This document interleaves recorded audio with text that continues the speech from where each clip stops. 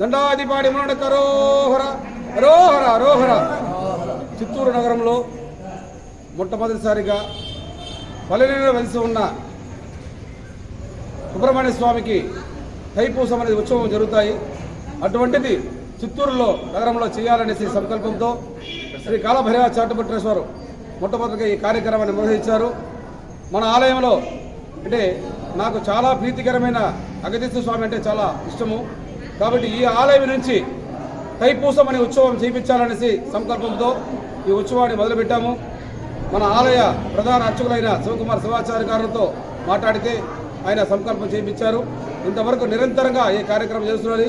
ఎందరో ఈవోలు మారారు. ఆ విధంగా మన తిమ్మారెడ్డి గారు కానీ, ఆలయ చైర్మన్ శివకుమార్ శివాచార్య కానీ, బోర్డు మెంబర్స్ మల్లియాచార్య గారు కానీ, భక్తులు చిత్తూరు ప్రజలు కూడా దీనికి సహకరించి ఈ కార్యక్రమాన్ని నిర్వహిస్తున్నారు. కాబట్టి సుబ్రహ్మణ్య స్వామి అనుగ్రహము చిత్తూరు ప్రజలకు కానీ, లోక క్షేమార్థం లోక స్వీకరణ కోసము శాంతి కోసం ఈ కార్యక్రమాన్ని నిర్వహిస్తున్నాము.